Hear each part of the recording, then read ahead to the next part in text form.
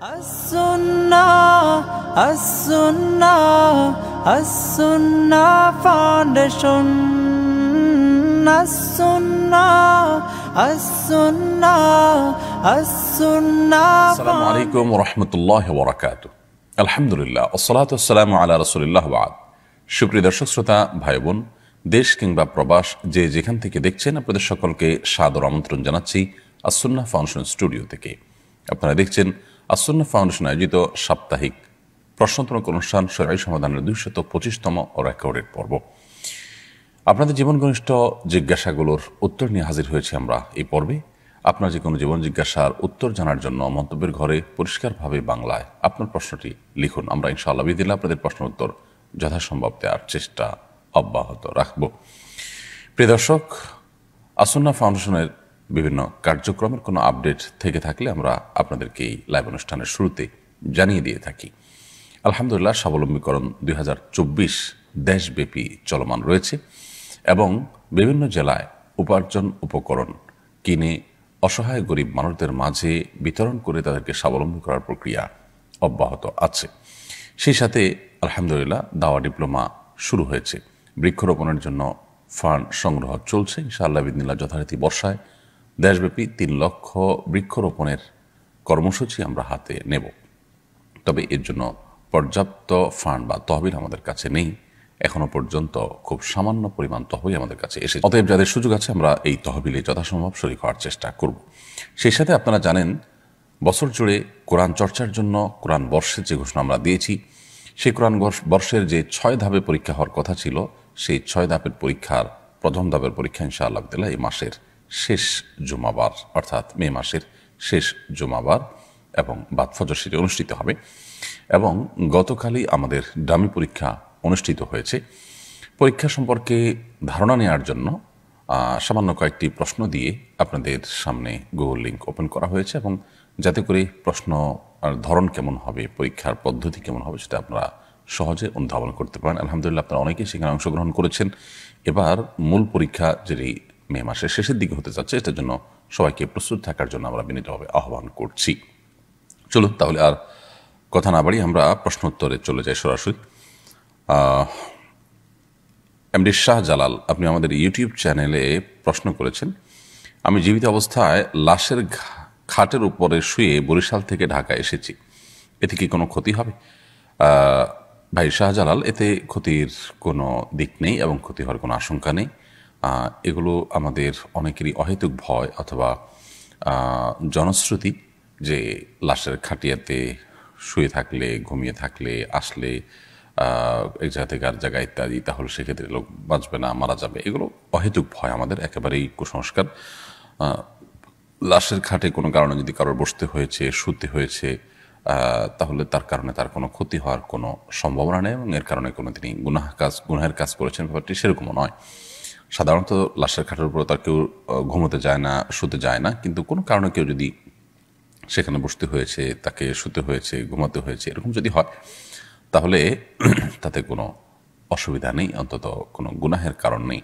তবে এটা ঠিক যে সাধারণত লাশের খাট এটা থাকে হলো পুরো সমাজের সমস্ত মানুষের তরফ থেকে অথবা এককভাবে কারোর তরফ থেকে মৃত মানুষদের জন্য ওয়াকফ করা। সো ওইটাকে ব্যক্তিগত কাজে ব্যবহার করা অনুচিত। হ্যাঁ, কখনো বিশেষ প্রয়োজনে কেউ উঠলো বা সেখানে কিছু রাখলো, এরকম সীমিত সময়ের জন্য কখনো করতে হলো, সেটা বিচ্ছিন্ন ব্যাপার। কিন্তু নিয়মিত এটা কেউ যদি নিজস্ব স্বার্থে ব্যবহার করে, যেটা জনস্বার্থে ওয়াকফ করা, তাহলে সেটা ভিন্ন বিষয় যে সেটি গুনাহের কারণ হবে। বাট আপনি এখানে শুয়েছেন অথবা এটাতে বসেছেন, এর কারণে আপনার কোনো গুনাহ হবে বা এর কারণে আপনি মারা যাবেন, এরকম কোনো বিষয় কিন্তু নেই। সুরমা সোহরান, আপনি লিখেছেন, স্বামীর পকেট থেকে যদি না বলে কিছু অল্প টাকা নেই তাহলে কি গুনাহ হবে? স্বামীর পকেট থেকে যদি আপনি না বলে টাকা নেন, অল্প হোক আর বেশি হোক, এটা নির্ভর করবে স্বামীর সাথে আপনার সম্পর্কের উপর।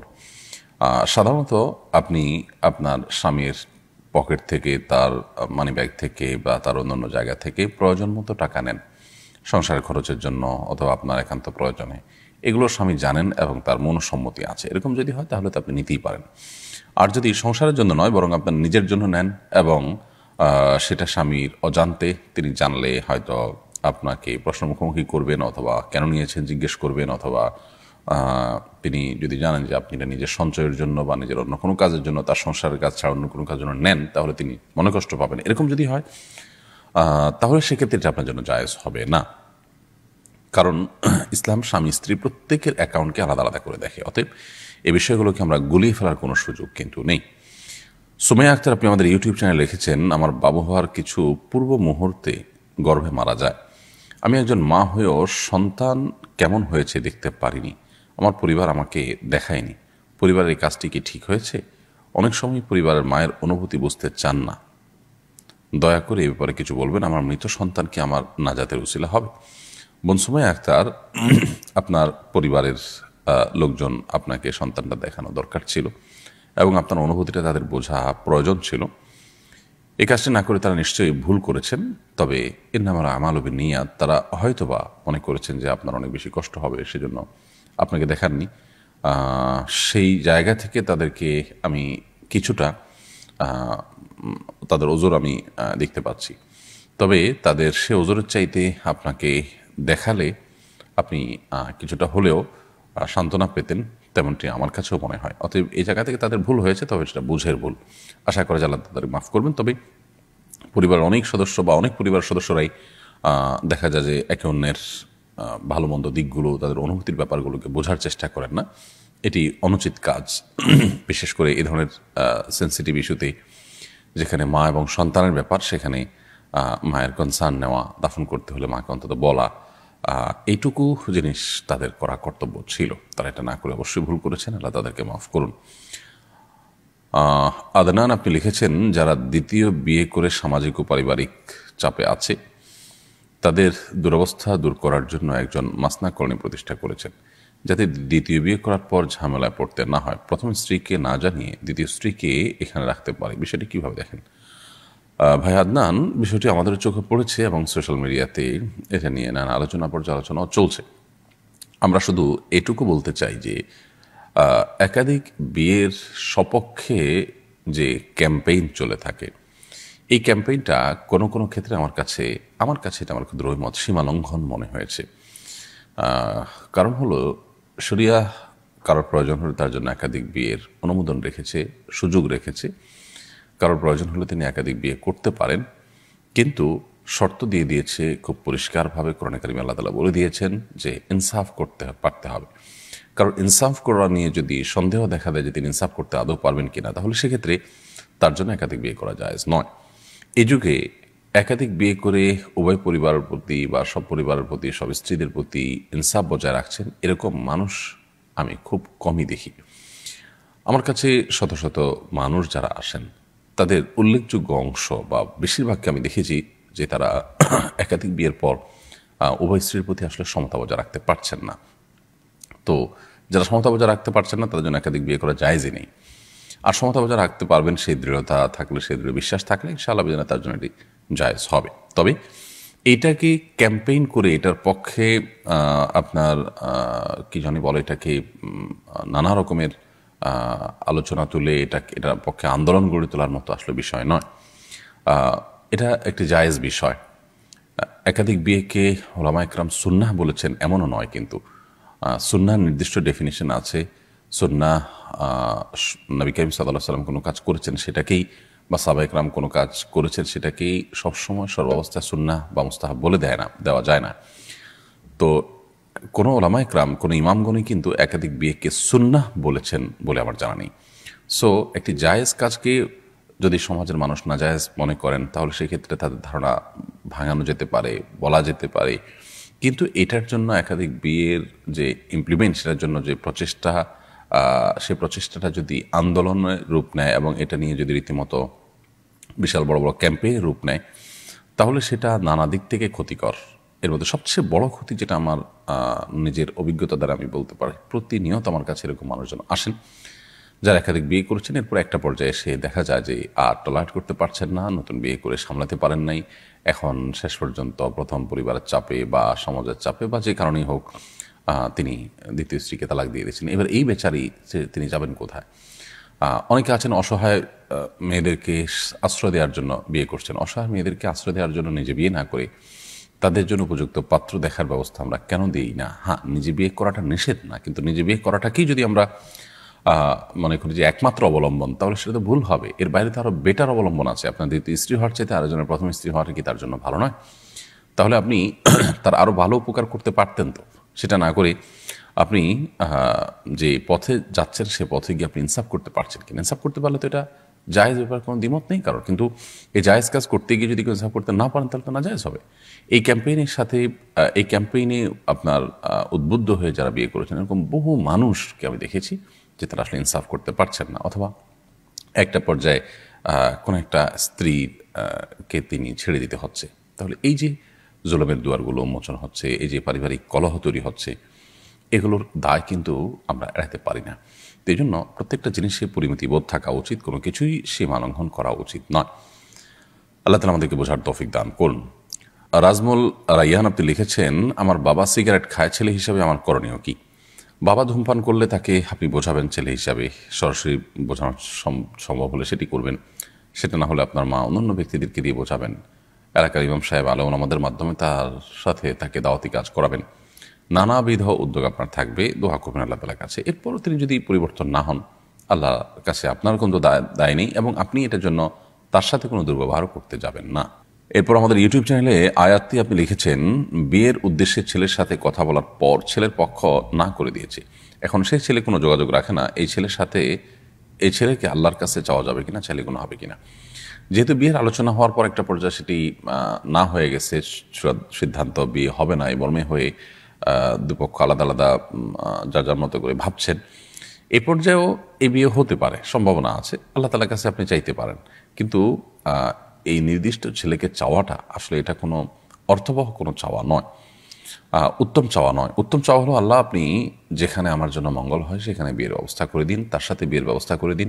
এই জায়গায় যদি মঙ্গল হয়, আল্লাহ আপনি আমাকে এখানে এই জায়গায় এই লোকের সাথে বিয়ের ব্যবস্থা করে দিন, এভাবে দোয়া করা যেতে পারে। কিন্তু এর বাইরে আসলে আপনি যদি নির্দিষ্ট করে শুধু এই লোকটাকেই চান, তো এই চাওয়াটা যথাযথ চাওয়া নয়। কারণ আপনি যাকে মনে করছেন তাকে পেলে আপনার ভালো হবে, তাকে পেলে ভালো আপনার নাও হতে পারে। এই জন্য আল্লাহ সুবহানাহু ওয়া তাআলার কাছে এ জাতীয় ক্ষেত্রে ব্যক্তিকে নির্দিষ্ট না করে বরং যদি কল্যাণ হয় তাহলে আল্লাহ আপনি আমার জন্য সহজ করে দিন, এইভাবে দোয়া করাটাই হলো সুন্নাহ এবং উত্তম।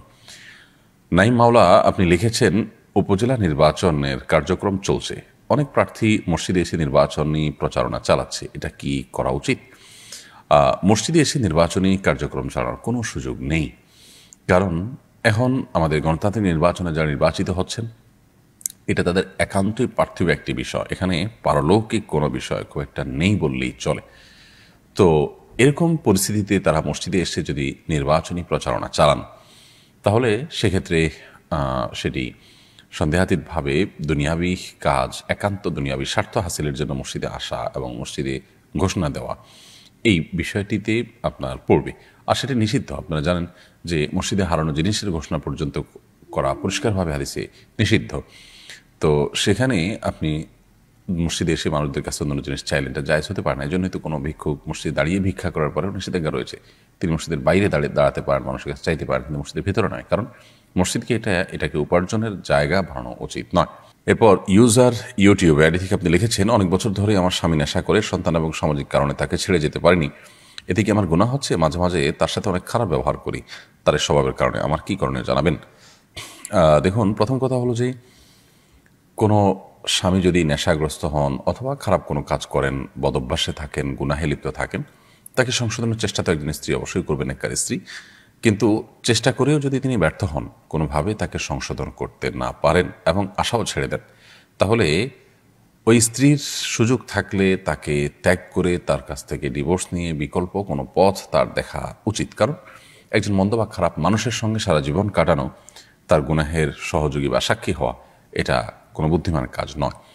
তবে যদি আপনার আর্থসামাজিক এবং সার্বিক অবস্থা সেরকম না হয়, তাহলে সেক্ষেত্রে তার গুনাহের জন্য তিনি আল্লাহর কাছে দায়ী থাকবেন, আপনার কোনো দায় থাকবে না। আপনি তাকে দাওয়াতি কাজ করেছেন, সংশোধনের চেষ্টা করেছেন, তবে ডিভোর্সের পর আপনার আসলে বিকল্প কোনো ভালো পথ আপনার নেই। সেই জন্য আপনি যদি ধৈর্য ধরে থাকেন, গুনাহ হবে না। তবে সেখানে তার সাথে সংসার করতে গিয়ে যদি তার সাথে ব্যবহার খারাপ করে আপনি গুনাহগার হন, গালিগালাজ করেন, অন্য খারাপ আচরণ করেন, অর্থাৎ যে কাজগুলো করলে আল্লাহর কাছে আপনি গুনাহগার হবেন, সেরকম কিছু হয়, তাহলে সেক্ষেত্রে সেটা আপনার জন্য জায়েজ হবে না। আপনি হয় তার সাথে সংসার করবেন, আর না হলে তার সংসার ছাড়বেন, আর করলে তার ভুল কাজগুলো থেকে তাকে ফিরিয়ে আনার জন্য চেষ্টা করবেন বহুবিধ। কিন্তু তাই বলে চেষ্টা করতে গিয়ে আপনি নিজে গুনাহে লিপ্ত হওয়ার কোনো সুযোগ কিন্তু নেই, সীমা লঙ্ঘন করার কোনো সুযোগ কিন্তু নেই। আল্লাহ সুবহানাহু ওয়া তাআলা কোরআন কারীমে পরিষ্কারভাবে আমাদেরকে নির্দেশনা দিয়েছে, যদি স্বামী স্ত্রী পরস্পর একে অন্যের সাথে সংসার করতে গেলে গুনাহে লিপ্ত হয়ে যাওয়ার আশঙ্কা আছে, সীমা লঙ্ঘন হয়ে যাওয়ার আশঙ্কা আছে, তাহলে সেক্ষেত্রে তাদের জন্য ছাড়াছাড়ির পথ বেছে নিতে হবে। তো এই যে ব্যাপারটা, এখানে আপনাকে নিজেকে নিয়ন্ত্রণ করতে হবে। যদি আপনার জন্য তাকে ছেড়ে যাওয়াটা কঠিন হয় বা তাকে ছেড়ে গেলে আপনার অন্ধকার থাকে সামনের পথ, তাহলে সেক্ষেত্রে আপনি নিজের মতো করে তাকে বোঝাবার চেষ্টা করবেন এবং তার পাপের জন্য সে দায়ী থাকবে, আপনার ইনশাআল্লাহ গুনাহ হবে না। জান্নাতুল ফেরদাউস আপনি লিখেছেন, ছোট বাচ্চা যদি নামাজ পড়ার সময় সামনে এসে দাঁড়ায় বা খেলা করে, তাহলে কি তাকে সামনে থেকে সরানোর চেষ্টা করব, নাকি তাকে তার মতো খেলতে দিব? যদি সে আপনার খুব বেশি ডিস্টার্ব করে, তাহলে সেক্ষেত্রে আলতোভাবে সরাতে পারেন, যাতে আমলে কাসির না হয়। অর্থাৎ আপনি সরাতে গিয়ে আবার এত বেশি মুভমেন্ট করলেন যে আমলে কাসির হয়, এরকম যেন না হয়, সেই জিনিসটি খেয়াল করতে হবে। আর যদি সেটা না পারেন, তাহলে বা এত বেশি মুভমেন্ট না হয়, বরং সে যেটা খেলছে সে খুবই হালকা পাতলা খেলছে, এরকম যদি হয়, তাহলে সেক্ষেত্রে তাকে তার মতো খেলতে দিবেন। আপনি অযথাই তাকে ধরতে গিয়ে নিজের নামাজের মনোযোগ নষ্ট করা, কিংবা নামাজের যে কাইফিয়ত, নামাজের যে আপনার নামাজের যে অবস্থার মধ্যে আপনি আছেন সেটির পরিবর্তন করতে যাবেন, সেটার প্রয়োজন নেই। রফিকুল ইসলাম লিখেছেন, সম্প্রতি একটি দৈনিক অমুসলিমদের দাওয়াত দেওয়া নিয়ে বিষোদ্গার করেছে, দাওয়াত দেওয়াকে অসাংবিধানিক আখ্যায়িত করেছে, অথচ প্রত্যেক ধর্মের প্রচার করা সাংবিধানিক অধিকার। আপনার মন্তব্য কামনা করছি। বা রফিকুল ইসলাম, আপনি যে রিপোর্ট বা যে আপনার লেখার কথা বলছেন জাতীয় দৈনিকের, সেটি সম্ভবত আমি দেখেছি এবং আর অনেকে দেখেছেন, যে খুবই দুঃখজনকভাবে একটি দৈনিক একটি মিথ্যা, সম্পূর্ণ ভিত্তিহীন এবং বানোয়াট আপনার রিপোর্ট প্রকাশ করেছে। সেখানে দেখিয়েছে যে অমুসলিম মেয়েদেরকে টাকার প্রলোভন দিয়ে তাদেরকে ধর্মান্তরিত করা, এটার নানা রকম প্যাকেজ ঘোষণা করা হয়েছে। যে সংগঠনের প্যাডে এটি লেখা হয়েছে বলে দেখানো হয়েছে, সেই সংগঠন থেকে আরও কয়েক মাস আগেই এরপরে প্রতিবাদ জানানো হয়েছে যে এটা সম্পূর্ণ ভিত্তিহীন, ভুয়া, কে বা কারা তৈরি করেছে এটা। তো সেটার উপর একটা দৈনিক নিউজ করতে পারে বেশ বড় সড়ো করে, এটা আসলে বোধগম্য নয়। যে মানে সংবাদ মাধ্যমের এত দুরবস্থা চলছে যে একটা গুজব এবং একটা ভিত্তিহীন কথা যাদের নামে প্যাড তৈরি করা হচ্ছে, তারা এটা যখন শুরুতে সোশ্যাল মিডিয়াতে ছড়িয়েছে, তখনই তারা একটা প্রতিবাদ জানিয়েছে যে এটা সম্পূর্ণ ভিত্তিহীন, ভুয়া। তো বহুকাল পর আসে সেটাকে নিয়ে আবার নিউজ করেছে একটা জাতীয় দৈনিক, এবং তাদের কোনো বক্তব্য সেখানে নেয়নি। আর ভুয়া যে সেটা তারা ভেরিফাইড ফেসবুক পেজে তারা জানিয়েছে, অফিসিয়ালি জানিয়েছে, তারপর এটা করেছে। এগুলো আমাদের সাম্প্রদায়িক সম্প্রীতি নষ্ট করার প্রচেষ্টা। যারা এগুলোর সাথে জড়িত আছে, এই রিপোর্টের সাথে জড়িত আছে, এখানে যারা আপনার বিভিন্নভাবে এই রিপোর্টে নিজেদের মতামত ব্যক্ত করে পণ্ডিত জাহির করেছেন, তারা প্রত্যেকটা মানুষই কম বেশি এর দায় তাদেরকে নিতে হবে, তাই দায় এড়াতে পারেন না। আল্লাহ তাআলা আমাদেরকে তৌফিক দান করুন, আমরা যেন একটা সুন্দর সমাজ গড়ে তুলতে পারি। ইসলামের দাওয়াত দেওয়ার অধিকার এটা সাংবিধানিকভাবে আমাদের রয়েছে। অন্য ধর্মাবলম্বীরাও তাদের ধর্মের দাওয়াত বা প্রচার তারা করতে পারে সাংবিধানিক অধিকার হিসেবে, কিন্তু সেখানে অন্য ধর্মাবলম্বীদেরকে দাওয়াত দেওয়াটাকেই দোষে মনে করা, এটা মূর্খতা এবং অজ্ঞানতা ছাড়া কিছুই না। এবং এগুলো আমাদের সমাজকে অস্থিতিশীল করে তুলবে। মন্দ জিনিস ছাড়া ভালো কিছু বয়ে আনার কোনো সম্ভাবনা নেই এই সমস্ত বিষয়ের কারণে। তাহারাত তানি আপনি লিখেছেন, আমরা যারা শহরে থাকি তারা চিরুনির সঙ্গে উঠে আসা চুল ফেলবো কোথায়? বাইরে ফেলার পর ময়লা ফেলা লোকেরা বিক্রি করলে কি আমাদের গুনাহ হবে? কেউ যদি কুড়িয়ে নিয়ে বিক্রি করে তাহলে আমাদের গুনাহ হবে না। তবে আমরা চাইলে আমাদের আশেপাশে যেখানে খুব বেশি আপনার ময়লা নয়, ড্রেন ইত্যাদি নয়, খুব নোংরা জায়গা নয়, সেরকম জায়গা আমরা ফেলে দিতে পারি এবং সেই জায়গাগুলো আমরা খুঁজে বের করতে পারি। আবার প্রতিনিয়ত তো আর খুঁজে বের করা যায় না, তাহলে সেক্ষেত্রে আমরা কোনো এক জায়গায় সঞ্চয় করে রাখতে পারি। একসাথে হলে পরে কোনো মাটির নিচে পুঁতে ফেললাম বা কোনো জায়গায় ফেলে দিলাম, সেই কাজটি আমরা করতে পারি। মানুষের শরীরে কোনো অংশ বিক্রি করা জায়েজ নয়, এটা মানবতার অপমান। যার কারণে কোনো ব্যক্তি তার শরীরের কোনো কিছু, সেটা চুল হোক, অন্য কিছু হোক, এগুলো বিক্রি করে এটা জায়েজ নয়। কেউ যদি কুড়িয়ে নিয়ে বিক্রি করে তাহলে সেক্ষেত্রে আপনার গুনাহ হবে না। রোকসানা আপনি লিখেছেন, ছেলে সন্তানের যে কোনো একটি নামের শেষে মোহাম্মদ রাখা যাবে কিনা? শুরুতে মোহাম্মদ না রাখলে কি পাপ হবে? নামের শুরুতে মোহাম্মদ রাখা কোনো জরুরি বিষয় নয়। আমাদের এ অঞ্চলে একসময় হিন্দু মুসলিম উভয়ের নামের ধরন একরকম থাকার কারণে পার্থক্য করবার জন্য হিন্দুরা যেরকম তাদের নামের শেষ শুরুতে স্ত্রী লিখত, অনেক সময় মুসলমানরাও স্ত্রী লিখতে হতো। তো তার সাথে পার্থক্য করার জন্য মুহাম্মদ এটি যুক্ত হয়েছে। তো এখন তো আর সেই সমস্যা নেই বা সেই সংমিশ্রণের আশঙ্কা নেই, সম্ভাবনা নেই, যার কারণে এখন নামের শুরুতে মোহাম্মদ লেখার বা স্ত্রী থেকে পার্থক্য করার জন্য মোহাম্মদ লেখার কোনো বিশেষ কারণ নেই। বিধায় কেউ যদি লেখেন এটা একান্ত তার ব্যাপার, এটা শরীয়তের কোনো নির্দেশ নয়, এটা কোনো সুন্নত মুস্তাহাব বা আপনার শরীয়ত নির্দেশের আলোকে করতে হবে এমন কোনো বিষয় না, এটা একান্ত তার ব্যাপার। তিনি মোহাম্মদ প্লাস আর একটা নাম রাখলেন, যদি একটা নামই যথেষ্ট একটা মানুষের জন্য।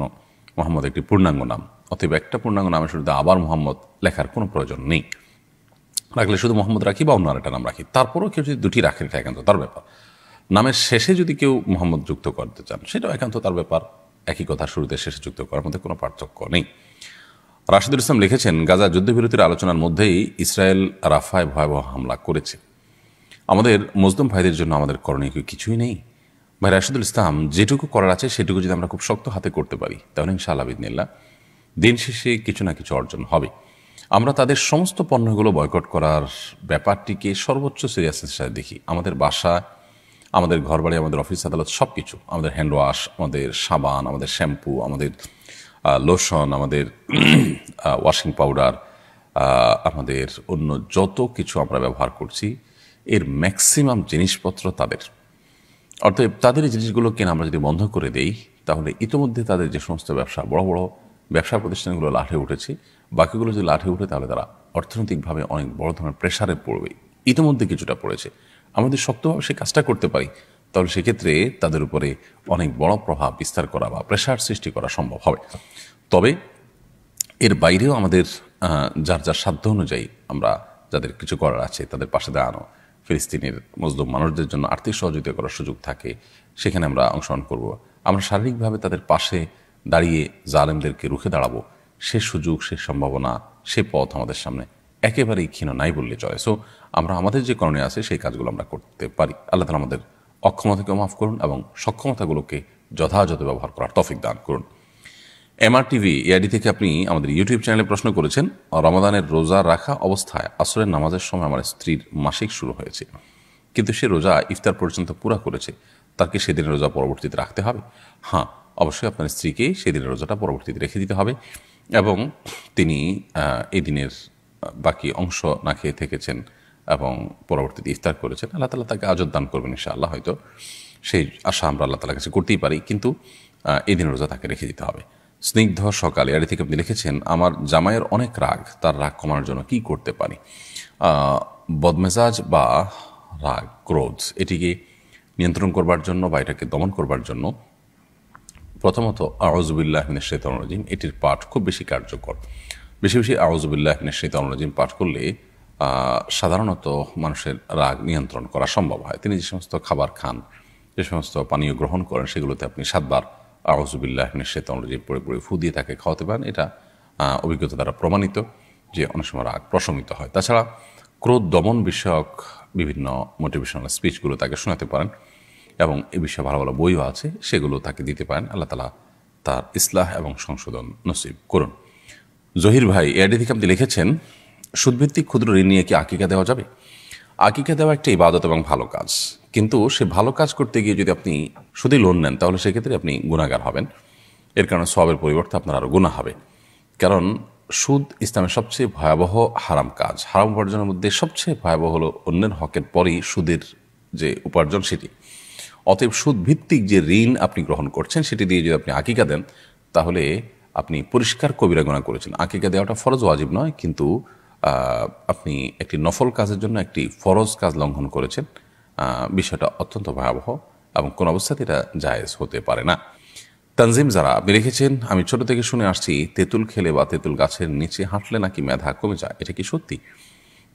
এটার কোনো বৈজ্ঞানিক ভিত্তি তো নেই এবং কোরআন হাদিসের আলোকেও এটি প্রমাণিত নয়। এটির কোনো অভিজ্ঞতা দ্বারা প্রমাণিত আছে কিনা আমি জানি না, তবে কোরআন হাদিস দৃষ্টিকোণ থেকে এরকম কোনো কথা তো নেই। বরং বৈজ্ঞানিকভাবেও তেঁতুল খেলে ব্রেইন কমে যায়, মেধা কমে যায়, এরকম কথা আছে বলে আমি জানি না। বিষয়টি আমি কিছুটা ঘাটার চেষ্টা করেছি। তবে এরকম কোনো বিষয় আমার চোখে পড়েনি। বিষয়টিকে আপাতদৃষ্টিতে কুসংস্কারই মনে হয়। তবে যদি অভিজ্ঞতা দ্বারা এটি প্রমাণিত হয়, গবেষণা দ্বারা প্রমাণিত হয়, তাহলে ভিন্ন কথা। কিন্তু সেরকম কিছুও কিন্তু কোথাও আছে বলে আমার জানা নেই, এবং আমি অন্তত এ পর্যন্ত দেখিনি। তো একজন মুসলিম সাধারণত ধারণাপ্রসূত অথবা আপনার কুসংস্কার নির্ভর কোনো কথা বা কোনো বিশ্বাসের উপর তিনি কখনো ভর করতে যাবেন না। শাফাত হোসেন আপনি লিখেছেন, এক নারী তার ইদ্যত সম্পন্ন হওয়ার আগে আরেক স্থানে বিয়ে করে ফেলেছে, তখন এই বিষয়ক বিধান জানা ছিল না, এখন করণীয় কি? বা শাফাত হোসেন, এই বিয়ে বাতিল এবং অশুদ্ধ, যার কারণে তাদের এখন বিচ্ছেদ হয়ে যাওয়া জরুরি। নতুন করে বিয়ে হতে হলে যথা নিয়মে তাদেরকে অপেক্ষা করে তারপর আবার নতুন করে বিয়ে বন্ধনে আবদ্ধ হতে হবে। অর্থাৎ যে বিয়ে হয়েছে সেটি বিশুদ্ধ হয়নি, তারা না জেনে করে থাকলে সেজন্য হয়তো আল্লাহ সুবহানাহু তাদেরকে মাফ করবেন, কিন্তু তাদের অন্যায় হয়েছে যেন তাদের ইস্তেগফার করতে হবে, আল্লাহর কাছে ক্ষমা প্রার্থনা করতে হবে। কারণ এ বিষয়ের জ্ঞান অর্জন করা তাদের কর্তব্য ছিল, এবং তারা অন্যায় করেছেন, ভুল করেছেন, বিধায় সেটির প্রায়শ্চিত্ত তাদের করতে হবে।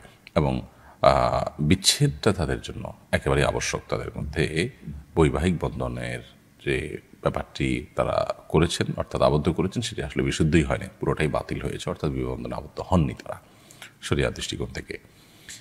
লুবনা জাহান লিজা আপনি লিখেছেন, যে ব্যক্তি সরাসরি কাবাঘর দেখবে তার জন্য হজ করা বাধ্যতামূলক। একথা কতটুকু সত্য? আমরা ওমরা পালন করতে গিয়েছিলাম, সেখানে একজন এই কথা বলেছেন। সম্পূর্ণ ভিত্তিহীন এবং মন গড়া কথা। কাবাঘর দেখলেই হজ ফরজ হয় না। হজ ফরজ হওয়ার সাথে সাধ্য এবং সক্ষমতার সম্পর্ক। কেউ যদি কাবাঘর সরাসরি নাও দেখেন আর এদিকে তার হজ করার মতো সামর্থ্য থাকে, তাহলে তারপর হজ করা ফরজ হয়ে যায়। আর যদি কেউ দেখেন অথচ তার সামর্থ্য নয়, তাহলে তারপর হজ করা ফরজ নয়। অতএব হজ করা ফরজ হওয়াটা কাবাঘর সরাসরি দেখা না দেখার উপর নয়, বরং সক্ষমতা থাকা না থাকার উপরে। ফাতিমা রহমান লিখেছেন, বাচ্চা ডেলিভারির সময় ও পরে 40 দিন যে কাপড় মায়েরা পরিধান করেন, পরবর্তীতে সেই কাপড় ধুয়ে পরিধান করে কি নামাজ পড়া যাবে, নাকি সেই কাপড় ফেলে দিতে হবে? বাচ্চা ডেলিভারির সময় এবং পরবর্তীতে 40 দিন কাপড় থাকে, সেই কাপড়গুলো যদি নাপাক থাকে, রক্ত থাকে, সেগুলো ধুয়ে তো অবশ্যই তারা পবিত্র করে পড়তে পারবেন। এই কাপড় ফেলে দেওয়ার কোনো কারণ নেই। যদি সেগুলো পরিচ্ছন্ন করে পড়ার সুযোগ থাকে, অবশ্যই তারা পড়তে পারবেন।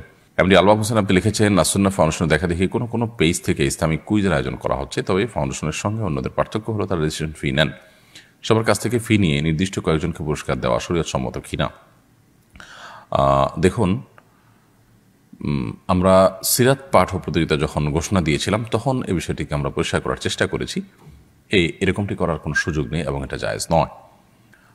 কারণ আপনি যখন সবার কাছ থেকে ফি নেবেন, এরপর সামান্য কিছু মানুষকে বা সীমিত কিছু মানুষকে আপনি পুরস্কার দিবেন, তো ব্যাপারটা কিছুটা জুয়ার সাথে মিলে যায়। এছাড়াও আরও কিছু শরিয়ার লঙ্ঘনের কারণে, আরও কিছু পয়েন্টের কারণে এটি নাজায়েজ। এভাবে ফি নিয়ে রেজিস্ট্রেশন করে তারপর আপনি সীমিত কিছু মানুষকে পুরস্কার দিলেন, সেটি জায়েজ নয়।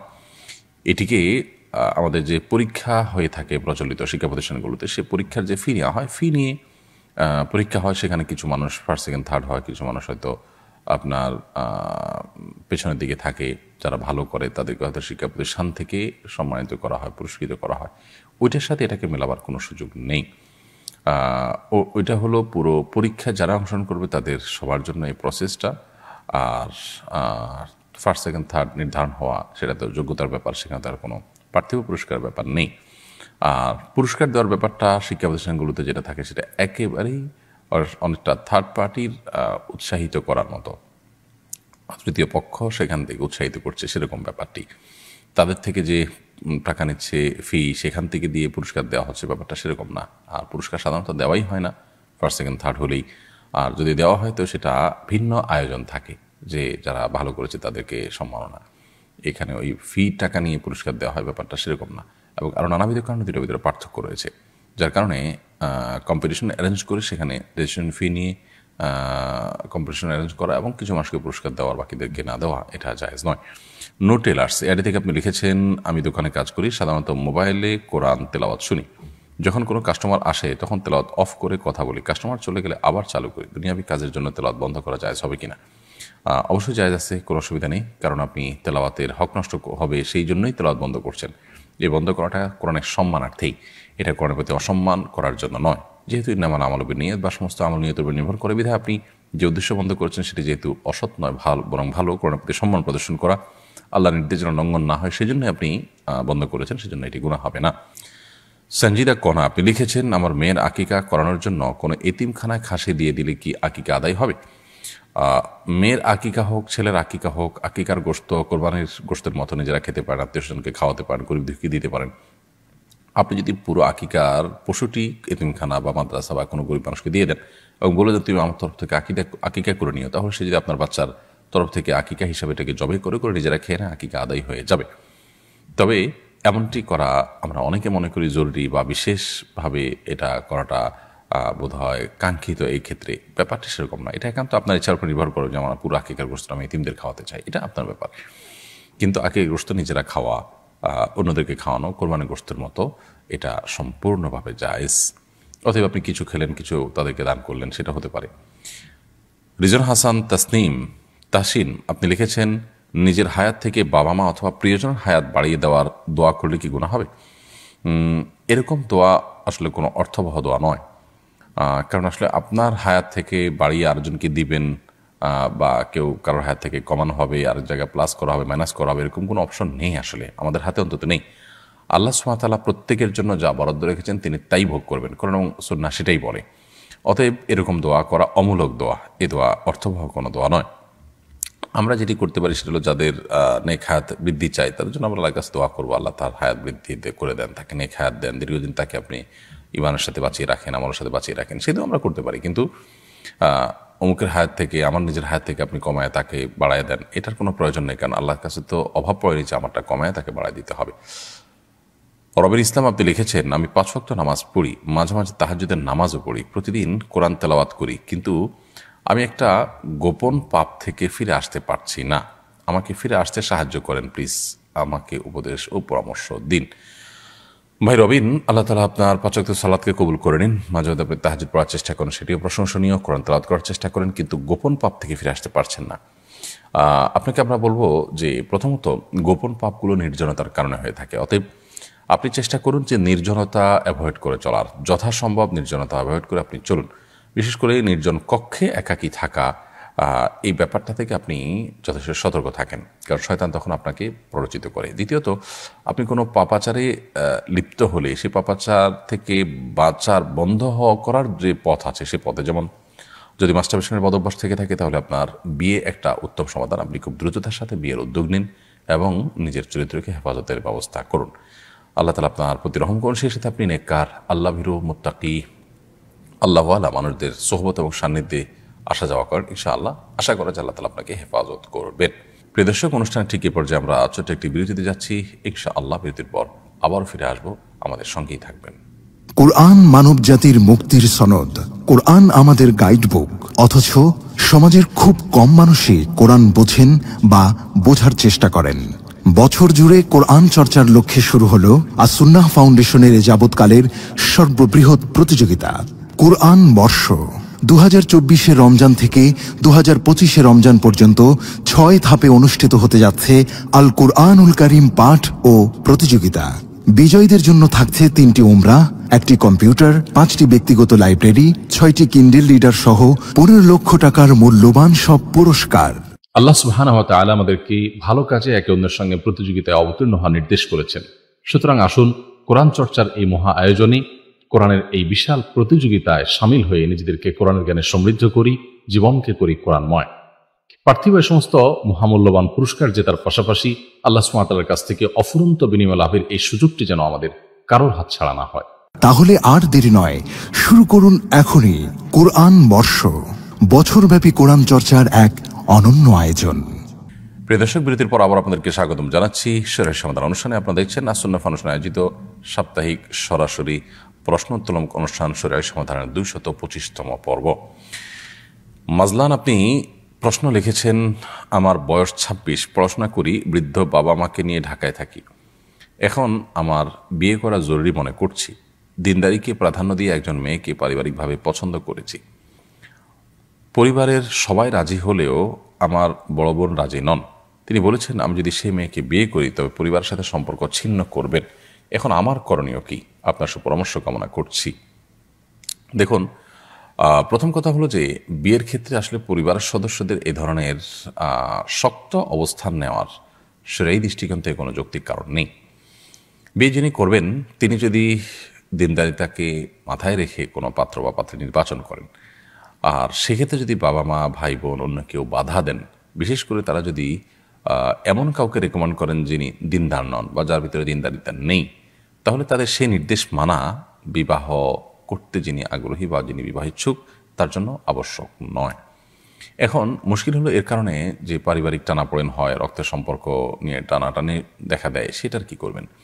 এটার উত্তর হলো যে এক্ষেত্রে কাউন্সেলিং দরকার বোঝানো, দরকার নাসিহা, দরকার আমাদের একে অন্যের প্রতি যথেষ্ট আন্তরিকতা, বোনকে বোঝানো, বিভিন্ন লোক দিয়ে বোঝানো, সে চেষ্টা করা যেতে পারে।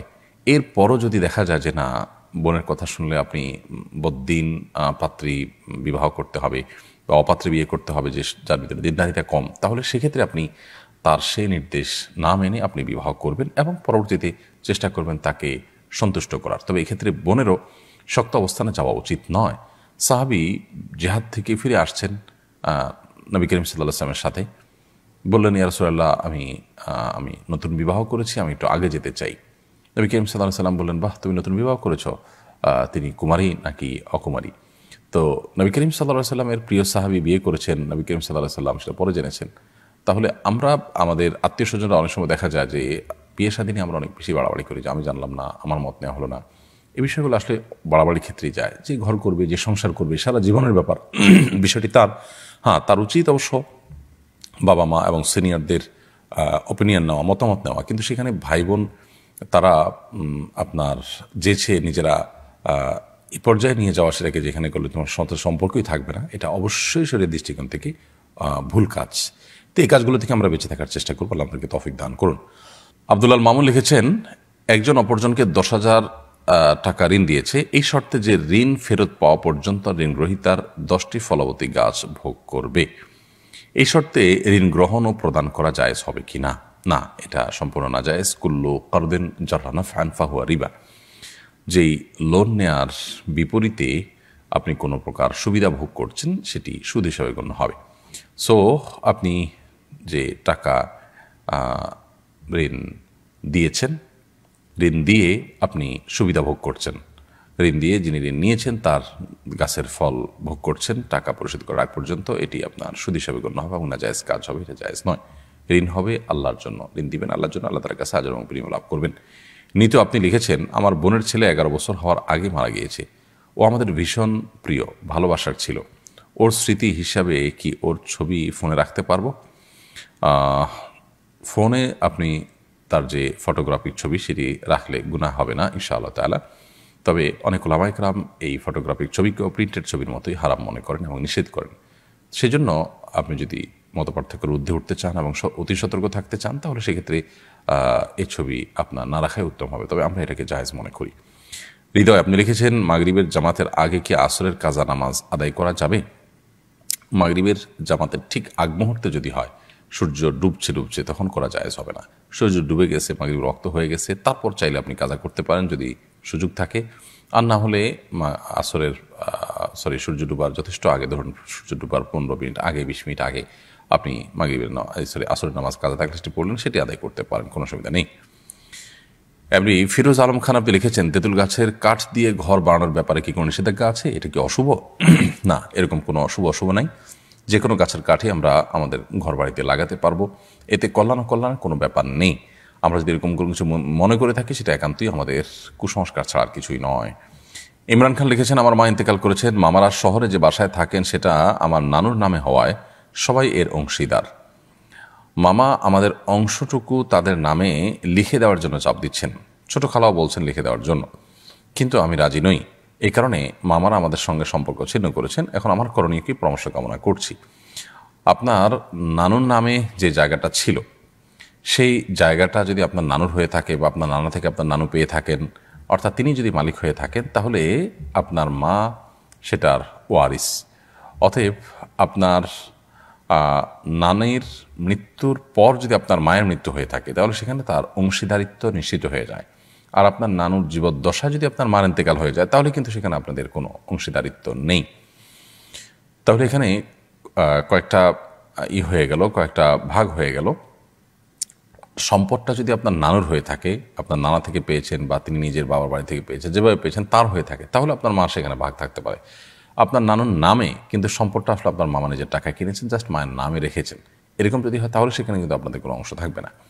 তো আপনার নানুর নামে যেটি, সেটি আপনার নানু আপনার নানা থেকে পেয়েছেন বা নিজে কিনেছেন, অর্থাৎ আপনার মামাদের নয় অ্যাটলিস্ট, সেরকম যদি হয় তাহলে সেক্ষেত্রে সেখানে আপনার মায়ের অংশ থাকবে, যদি আপনার নানু মৃত্যুর পর আপনার মায়ের মৃত্যু হয় তাহলে সেক্ষেত্রে আপনাদের ভাগ আছে। সেই ভাগ দেওয়ার জন্য যদি আপনাদেরকে চাপ দেয় মামা বা খালারা, তো সেই চাপ মানতে আপনারা বাধ্য নন। এক্ষেত্রে আপনার মামারা যদি আপনাদের সাথে সম্পর্ক ছিন্ন করেন বা সম্পর্ক নষ্ট করেন, সেক্ষেত্রে তারা গুনাহগার হবেন, এটা তাদের দোষ।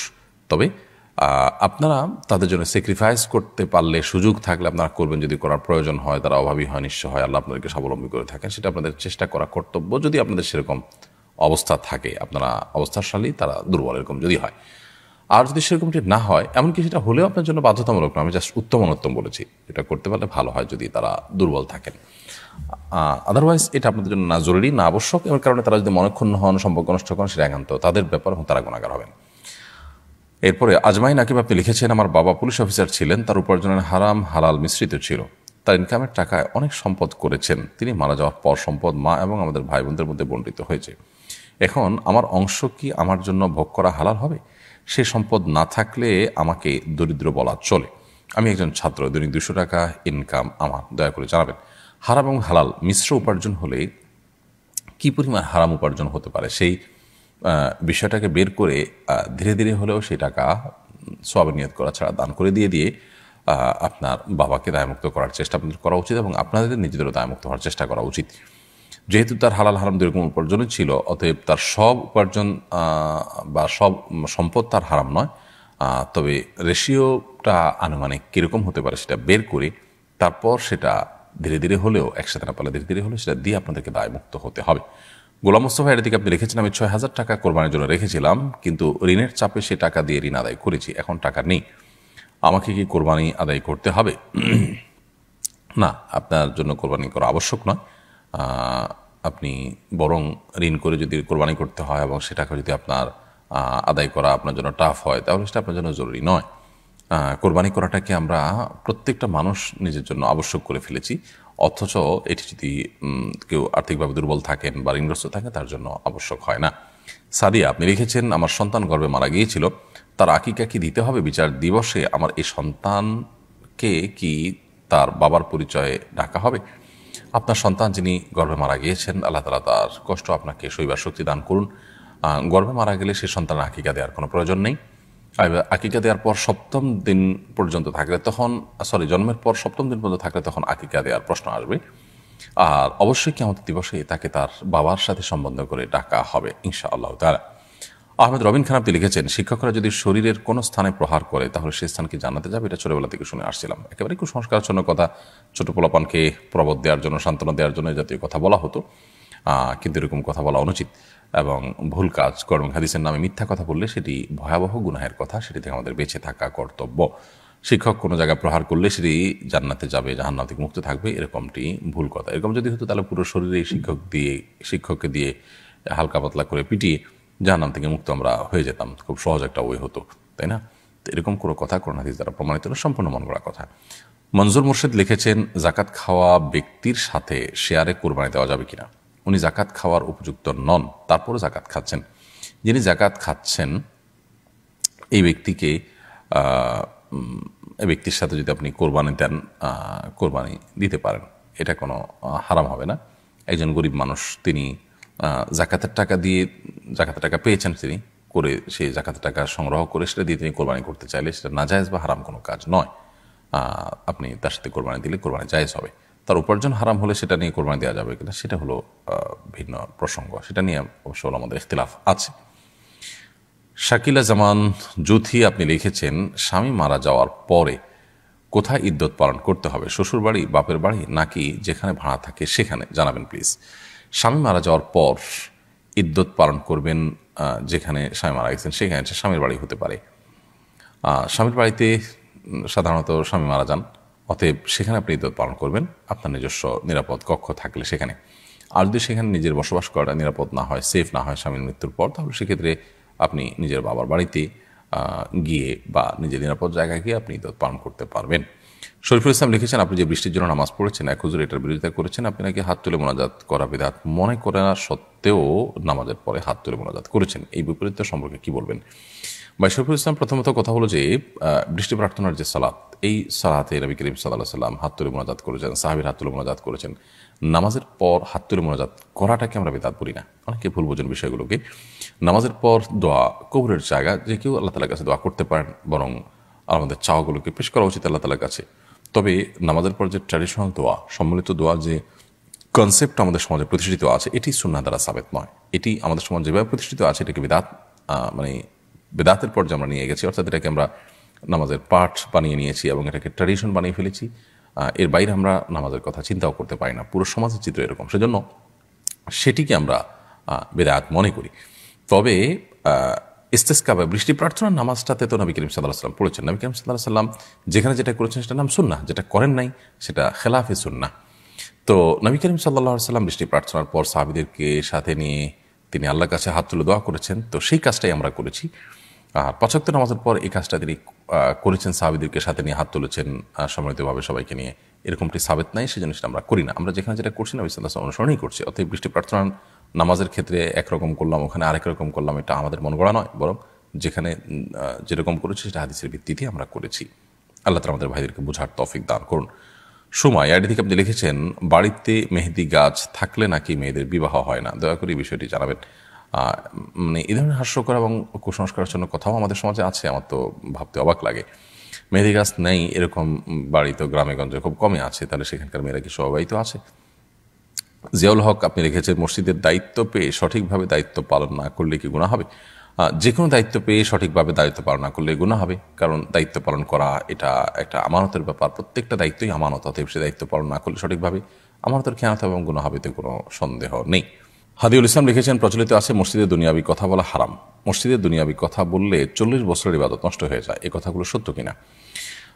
মসজিদে দুনিয়াবি কথা বলা হারাম, সেখানে কথা বললে 40 বছরের ইবাদত নষ্ট হয়ে যায়, এরকম কোনো হাদিস আসলে নেই, এভাবে কোনো হাদিস বর্ণিত হয়নি। তবে এটা ঠিক যে মসজিদ তৈরি করা হয়েছে আল্লাহর ইবাদতের জন্য, সেখানে সালাত, তেলাওয়াত, জিকির, অন্যান্য নেক আমলের জন্যই এই মসজিদকে তৈরি করা হয়েছে। অতএব মসজিদে যদি কেউ বেচা কেনা করেন, মসজিদে যদি কেউ হারানো জিনিস নিয়ে ঘোষণা দেন, সেটা নিষিদ্ধ। হাদিসে পরিষ্কারভাবে সেটিকে নিষেধ করা হয়েছে এবং নাজায়েজ গুনাহের কাজ হিসাবে আখ্যায়িত করা হয়েছে।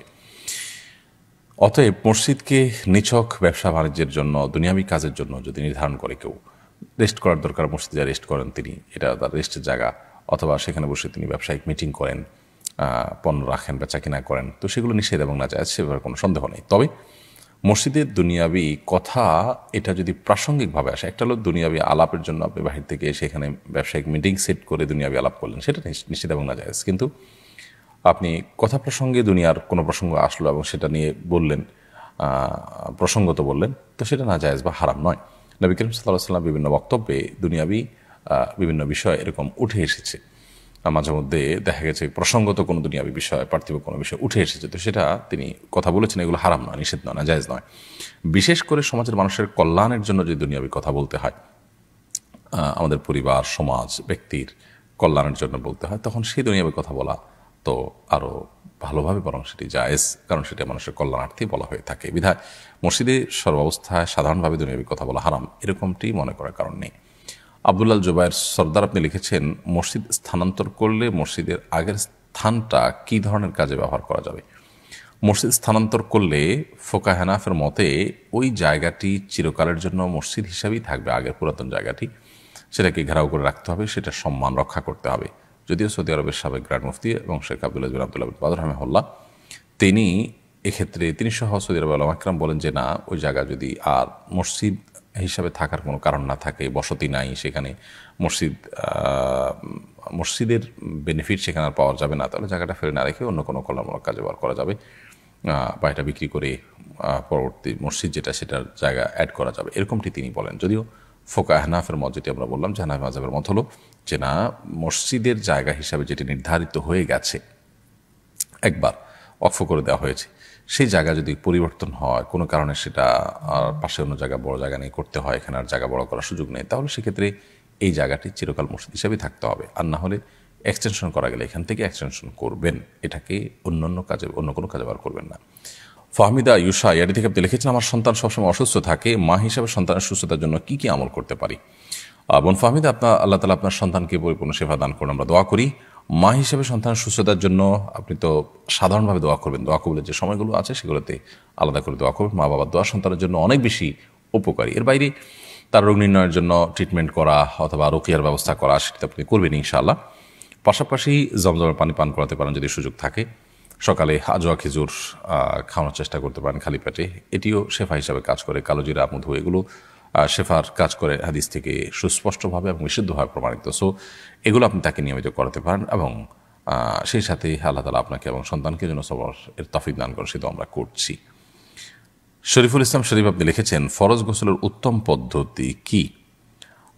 ফরজ গোসলের উত্তম পদ্ধতি, সুন্নাহসম্মত পদ্ধতি, সেটাই উত্তম পদ্ধতি। আর সুন্নাহসম্মত পদ্ধতি হলো যে শরীরের কোনো জায়গায় অথবা কাপড়ে নাপাক লাগলে প্রথমে সেই জায়গাটাকে আলতো করে ধুয়ে ফেলতে হবে, পরিষ্কার করে ফেলতে হবে। এরপর শরীর এবং কাপড়ের উভয় জায়গার নাপাক জায়গাটাকে ধুয়ে ফেলার পর আপনি 2 হাতের কবজি 3 বার ধুয়ে কুলি করে নাকে পানি দিয়ে মুখ ধুয়ে 3 বার ঠিক উজু করার মতো করে মুখ হাত ধুয়ে মাথা মাসে করে উজু করবেন। শুধুমাত্র উজুর যে পাও ধোয়ার কাজটা বাকি রেখে এবার আপনি গোসল করে ফেলবেন।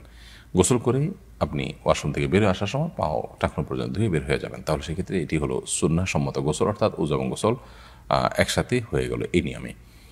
আর এই নিয়মের ব্যত্যয় করে যদি আপনি ফরজ গোসল করেন তাহলে সেক্ষেত্রে গোসল হয়ে যাবে, কিন্তু সুন্নাহসম্মত না হওয়ার কারণে গোসলটা কারণে আপনি আলাদা সওয়াব পাবেন না, সুন্নাহ আদায় করার সওয়াব পাবেন না। আর ফরজ গোসলের ক্ষেত্রে মনে রাখতে হবে যে 3 বার কুলি করা এবং গড়গড়া করে কুলি করা, যদি রোজাদার না হন। রোজাদার হলে সেক্ষেত্রে গড়গড়া করবেন না, রোজাদার না হলে গড়গড়া করে কুলি করবেন এবং নাকে পানি দিবেন, যতটুকু সম্ভব নাকে পানি দিয়ে নাক ঝাড়বেন। তো এই কাজগুলো করে আপনি গোসল সম্পন্ন করবেন। বিলকিস বানু লিখেছেন, চলতি হিসাবে ব্যাংকে টাকা রাখা হলে তা অনিচ্ছা সত্ত্বেও কিছু অতিরিক্ত টাকা মূল টাকার সাথে যোগ হয়ে যায়, করণীয় কি? অতিরিক্ত যে টাকাটা যুক্ত হয় আপনার সুদী ব্যাংকে, সেই টাকা আপনি সওয়াবের নিয়ত করা ছাড়া কোনো গরিব মানুষদেরকে দান করে দিবেন।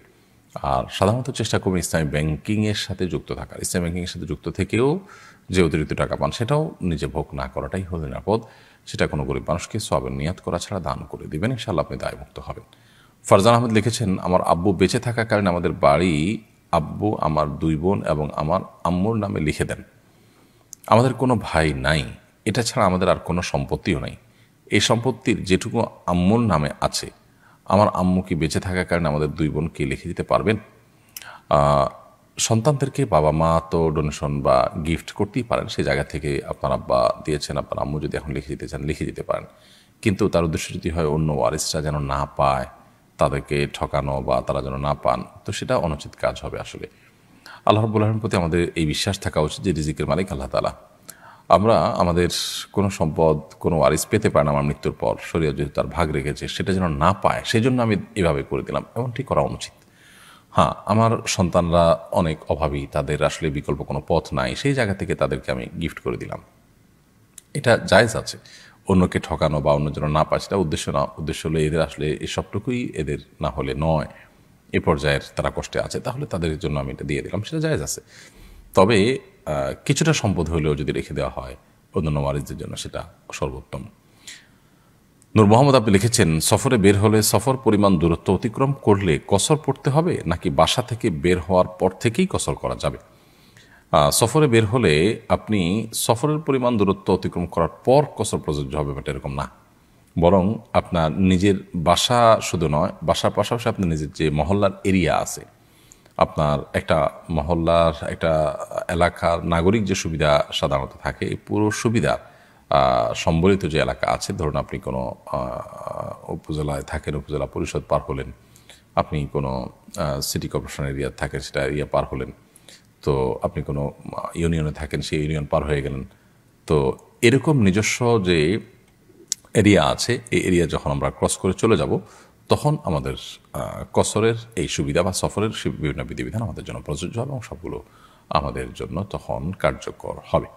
এমডি ফারহান সানি আপনি লিখেছেন, আপনার স্কিল ডেভেলপমেন্ট কোর্সগুলো অনলাইন ভিত্তিক করলে আমরা খুবই উপকৃত হতাম, যদি এ বিষয়ে কিছু বলতেন। দেখুন, অনলাইনে সব কিছু শেখানো সম্ভব হয় না। আমাদের স্কিল ডেভেলপমেন্ট ইনস্টিটিউটের ওয়েব ডেভেলপমেন্ট কোর্স সেটা অনলাইন ভিত্তিক। ওয়েব ডেভেলপমেন্ট কোর্সটা আমরা শুরুতে অনলাইন ভিত্তিক করি, এরপরে সেটাকে অফলাইনে আনা হয়। কিন্তু সাধারণত এখানে অফলাইনে কোর্সগুলো কমপ্লিট করতে হয়। অনলাইনে করলে আপনার যথাযথভাবে এগুলোর হক আদায় করা সম্ভবপর হয় না। যেখানে অনলাইনে করা সম্ভব সেখানে আসলে আমরা অনলাইন করার চেষ্টা করি। সোহেল মণ্ডল লিখেছেন, ইন্ডিয়া থেকে বলছি, আমি একটা খ্রিস্টান বাড়িতে কাজ করি, তার বাড়ির খাবার খাওয়া যাবে কিনা? হালাল খাবার দিলে সেটা খেতে পারেন। তার খাবার যদি হারাম কিছু না থাকে, অপবিত্র কিছু না থাকে, আপনি খেতে পারেন, কোনো অসুবিধা নেই। এছাড়া আব্দুল মালিক আপনি লিখেছেন, জুমার দিনে কাউকে জুম্মা মুবারক জানিয়ে শুভেচ্ছা জানানো জায়েজ আছে কি না? সাহাবীদের মধ্যে ঈদের দিনে পরস্পরকে অভিবাদন জানানো, শুভেচ্ছা জানানোর বিষয়টি প্রমাণিত। জুমার দিনে আলাদা করে কোনো শুভেচ্ছা বিনিময় বা অভিবাদন জানানো পরস্পরকে, এরকম কোনো বিষয় প্রমাণিত নয়। বিধায় জুমার দিনকে ঈদের যদিও হাদিসে এটাকে একরকম ঈদের দিন বলা হয়েছে, কিন্তু এটাকে আপনার ঈদের দিনের মতো শুভেচ্ছা বিনিময় সহ ঈদের অন্যান্য সুন্নাহগুলো এখানে ইমপ্লিমেন্ট করা, সেটা অবশ্যই সুন্নাহ সম্মত নয়। তাহলে জুমা মুবারক জানিয়ে শুভেচ্ছা করা এটা সুন্নাহ সম্মত নয়। তানজিনা মাহমুদ আপনি লিখেছেন, কোনো মুসলিম ব্যক্তি মারা গেলে আলহামদুলিল্লাহ বলা নিয়ে শরীয়তের বিধান কি? যদি লোকটি অনেক বেশি পাপিষ্ট হয়, তার কারণে মানুষ ক্ষতিগ্রস্ত হয়, তার মৃত্যুতে অনেক মানুষের মুক্তি মিলে, তাহলে সেক্ষেত্রে মানুষ ইন্নালিল্লাহ বলল, আলহামদুলিল্লাহ বলল, সেটা বলা অযৌক্তিক নয় বা নাজায়েজ নয়। এরপরে প্রশ্ন হলো, নাবালেগ এবং মুসাফিরের জন্য কোরবানি করার বিধান কি?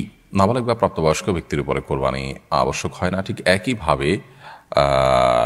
একইভাবে মুসাফির ব্যক্তির জন্য কোরবানি প্রযোজ্য হয় না। সফররত অবস্থায় তারপরে কোরবানি প্রযোজ্য নয়। দরিদ্র ব্যক্তির কোরবানির বিধান কি? যিনি দরিদ্র অভাবী, তিনি যদি কোরবানি করতে চান, তার পশু থাকে সেটা দিয়ে, তো তার জন্য এটা জায়েজ কাজ। এবং ফোকাহ হানাফের মতে তিনি যদি কোনো পশু ঠিক করে ফেলেন এটা কোরবানি করবেন, তাহলে তার জন্য আবশ্যক হয় কোরবানি করে ফেলা। এমনিতে তার উপরে কোরবানি ওয়াজিব নয়। তারপরে কোরবানি যেহেতু ওয়াজিব নয়, অতএব তার পশু থাকলেই তিনি কোরবানি করতে হবে, বা সামান্য কিছু টাকা আছে এটা দিয়েই তাকে কোরবানি করতে হবে, এটা জরুরি না। ধরুন তার কাছে 10-15 হাজার টাকা আছে, এটা দিয়ে চাইলে একটা কোরবানি করতে পারেন তিনি, কিন্তু এছাড়া তার কাছে আর কোনো টাকা নেই। যেহেতু শরীয়তের বিধান অনুযায়ী তার উপর কোরবানি প্রযোজ্য হয় না, আবশ্যক হয় না, সো এই টাকা থাকলেই যে তিনি কোরবানি করতে হবে এটা নেসেসারি নয়, বরং এটা তার একান্ত ইচ্ছার উপর নির্ভর করে। তিনি চাইলে করতে পারেন, কিন্তু শরীয়ত তাকে নির্দেশ করে না। খাসিকৃত পশু দ্বারা কোরবানি করা যাবে কিনা? অবশ্যই খাসিকৃত পশু এটাকে দিয়ে আমরা কোরবানি করতে পারি। এটা দিয়ে কোরবানি করলে কোনো প্রকার গুনাহ হবে না এবং নাজায়েজ কোনো কাজ হবে না। সায়েম আহমেদ লিখেছেন, আপনাদেরকে নিজস্ব মাদ্রাসা যদি থাকে সেটা কি মাদ্রাসা? জি, ইতিমধ্যে আমাদের আসুন্নাহ ফাউন্ডেশন থেকে মাদ্রাসাতুস সুন্নাহ আমরা স্থাপন করেছি। এটি আমাদের আসুন্নাহ ফাউন্ডেশন মসজিদ কমপ্লেক্সের সাথেই। বিস্তারিত জানার জন্য আপনি ফাউন্ডেশনের অফিসিয়াল নাম্বারে যোগাযোগ করতে পারেন। আব্দুল গাফার লিখেছেন, শুধু শুক্রবার রোজা রাখা যাবে কিনা? শুধু শুক্রবার রোজা রাখা হাদিসের আলোকে নিষেধ এবং মাকরুহ। যদি কেউ শুধু শুক্রবার হিসাবে রোজা রাখে, এটা অনুচিত কাজ। তবে আইয়ামে 20 চাঁদের 13, 14, 15-এর মধ্যে শুক্রবার পড়ে গেছে, বা আপনার শাওয়ালের 6 রোজার অংশ হিসাবে শুক্রবার আপনার রাখতে সুবিধা, সেটা কারণে আপনি রেখেছেন, এরকম কোনো কারণ শুক্রবার রোজা রাখলে সেটা তো জায়েজ আছে, কোনো অসুবিধা নেই। গালিব আহমেদ লস্কর লিখেছেন, আমাদের মা বোনেরা বেশিরভাগই বসে বসে নামাজ আদায় করেন, তাদের কি নামাজ হবে? মা বোনরা কতটা বসে বসে নামাজ আদায় করেন আমি জানি না, তবে অনেক পুরুষদেরকে দেখি যে আমরা চেয়ারে বসে তারা নামাজ আদায় করেন। একান্ত আপনার সেরকম শরিয়াত আপনার অ্যালাউ করতে পারে সে পরিমাণ মাজুর হওয়া ছাড়াও, তো মা বোন হোক আর পুরুষ হোক, যে কেউ হোক, সুস্থ সবল থাকা অবস্থায়ও তিনি যদি বসে বসে ফরজ নামাজ আদায় করেন, তার নামাজ হবে না। আর যদি নফল নামাজ পড়েন বসে বসে, তাহলে নামাজ হয়ে যাবে, সওয়াব কম হবে। আর যদি অসুস্থতার কারণে বসে পড়েন, তাহলে সেক্ষেত্রে সওয়াবও কম হবে না, নামাজও হয়ে যাবে ইনশাআল্লাহ তাআলা। ফাতিমা জান্নাত লিখেছেন, মুসিবতের একটা দোয়া আছে, দোয়াটি হলো আল্লাহুম্মা আজুরনি ফি মুসিবাতি ওয়াখলুফনি খায়রাম মিনহা। আপনার ওয়াজে শুনেছি জুরনি, কিন্তু মাঝে মাঝে কিছু ভিডিওতে দেখি আজিরনি লেখা থাকে। এখন আমার প্রশ্ন হলো, এখানে জুরনি হবে নাকি আজরনি হবে? দেখুন, আল্লাহুম্মা আজুরনি জীবনের উপর পেশ, এভাবেই মূলত এই দোয়াটি রয়েছে। তবে আজরিনি পড়লেও সেটার অর্থ ফিট হয় এবং সেটা বিশুদ্ধ। আল্লাহুম্মা আজুরনি এটাই আপনার অধিকতর অর্থবহ। রাকিবুল ইসলাম আপনি লিখেছেন, ইন্ডিয়া থেকে বলছি, আমাদের মসজিদে নামাজ এত তাড়াতাড়ি হয় যে পুরো তাসবিহ পড়ার সময় পাই না, এক্ষেত্রে করণীয় কি? আপনার মসজিদে নামাজে যদি খুব বেশি তাড়াহুড়ো করা হয়, এবং পুরো তসবিহ পড়ার সময় না পান, তাহলে সেক্ষেত্রে ইমামের অনুকরণের জন্য আপনি চেষ্টা করবেন তাসবিহ না পড়ে হলে ইমাম অনুকরণ করা। আর যদি মনে হয় যে না আমি আর সামান্য একটু বাকি আছে বলে ফেলতে পারি, তাহলে বলে ফেলে তারপর ইমাম অনুকরণ করবেন, তাতে অসুবিধা নেই। আর ইমাম সাহেবকে নামাজের আগে পরে বোঝানোর চেষ্টা করবেন, কাউন্সিলিং করার চেষ্টা করবেন, যেন তিনি মানুষকে তাসবিহ পাঠের সময় সুযোগ দেন এবং তিনি যেন সালাত ধীরে ধীরে পড়েন, তাড়াহুড়া না করেন, এটি তাকে বোঝাতে হবে। মনিরুল হক মল্লিক আপনি লিখেছেন, আমি ভারত থেকে বলছি, পড়াশোনার ক্ষেত্রে সব থেকে ফলপ্রসূ আমলের ব্যাপারে বলবেন। পড়াশোনা ভালো হওয়ার জন্য সবচেয়ে বেশি গুরুত্বের সাথে আমাদের যেটি করা দরকার তা হলো পড়াশোনা মনোযোগ দিয়ে করা দরকার, সিরিয়াসনেসের সাথে করা দরকার। আমরা যখন মনোযোগের সাথে পড়াশোনা করবো ইনশাআল্লাহ তাআলা সাহায্য করবেন। সেই সাথে আল্লাহ তাআলার কাছে দোয়া করব, বিসমিল্লাহ বলে পড়াশোনা শুরু করব, ভুলে গেলে দরুদ পড়ব, সুন্নাহ সম্মত লাইফস্টাইল মেনটেন করব, গভীর রাত পর্যন্ত পড়ে সকালে না ঘুমিয়ে এবং রাতে তাড়াতাড়ি শুয়ে ভোরে উঠে পড়াশোনা করবো। ইনশাআল্লাহ বিদিনিল্লাহ বিষয়গুলো আমাদের পড়াশোনার জীবনেতে বরকত এনে দিবে আল্লাহ যদি চান। মোহাম্মদ আবু হানিফ আপনি লিখেছেন, চট্টগ্রামে একটা মাদ্রাসা চালু করুন, ইনশাআল্লাহ হয়তো হবে, দোয়া করবেন, আল্লাহ তাআলা যেন ব্যবস্থা করে দেন জমি জমা সব কিছু। শেখ আহমেদ লিখেছেন, ফ্রিল্যান্সিংয়ের অন্যতম একটা সেক্টর হচ্ছে ডিজিটাল মার্কেটিং। ডিজিটাল মার্কেটিং সম্পর্কে শরীয়ত কি বলে? আপনি যেটা মার্কেটিং করেছেন যেটা হারাম কোনো জিনিস না হয়, পদ্ধতি হারাম কিছু দিয়ে আপনার নারী ফেস ইত্যাদি দিয়ে যদি না করে থাকেন সেটা জায়েজ, আর যদি হারাম কিছু দিয়ে করেন তাহলে সেটা না জায়েজ হবে। বিষয়টা নির্ভর করবে যে আপনি কিসের মার্কেটিং করছেন, কী পদ্ধতিতে মার্কেটিং করছেন তার উপরে। নাসরিন আক্তার লিখেছেন, মহিলারা কি পুরুষ উস্তাদের কাছে আরবি শিক্ষা নিতে পারবে? কোরআন শিক্ষা দিয়ে কি হাদিয়া নেওয়া জায়েজ আছে? কোরআন শিক্ষা দিয়ে হাদিয়া নেওয়া জায়েজ আছে, তবে পুরুষ শিক্ষকের কাছে মহিলাদের কোরআন শিক্ষা উচিত নয়। মহিলারা মহিলাদের কাছে শিখবেন, একটু কষ্ট হলে সে ব্যবস্থাই করবেন, তা নাহলে এটি ফিতনার দ্বারা যেমন উন্মোচিত হবে, এটি না জায়েজের সম্ভাবনা অনেক জোরালো। যদি এমন হয় যে না সেরকম ফিতনার কোনো আশঙ্কা নাই, অনেক বৃদ্ধ মানুষ বা আপনার মহিলা অনেক বৃদ্ধা, কিংবা আপনার মহিলার কোনো ব্যবস্থা নাই, মহিলা শিক্ষিকার কোনো ব্যবস্থা নাই, তাহলে সেক্ষেত্রে বহু শর্ত সাপেক্ষে সেটি জায়েজ হতে পারে, কিন্তু সাধারণত এটি জায়েজ হবে না, কারণ বিকল্প পথ সচরাচর থাকে। একটু কষ্ট হলেও আমরা বিকল্প পথ খুঁজে বের করতে পারি। প্রিয় দর্শক, দেখতে দেখতে আমরা অনুষ্ঠানের একেবারে শেষ প্রান্তে চলে এসেছি, সময় হয়েছে বিদায় নেওয়ার। ইনশাআল্লাহ বিদিন আল্লাহ তাআলা যদি আমাদেরকে সুস্থ রাখেন, ভালো রাখেন, আগামী জুমাবার আবারও একই সময় আপনাদের সঙ্গে দেখা হবে। আল্লাহ তাআলা আমাদের সবাইকে সে পর্যন্ত ভালো রাখুন, সুস্থ রাখুন, নিরাপদে রাখুন। জাযাকুমুল্লাহু খায়রা। আসসালামু আলাইকুম ওয়া রাহমাতুল্লাহি ওয়া বারাকাতুহু। আস-সুন্নাহ ফাউন্ডেশন, উম্মার স্বার্থে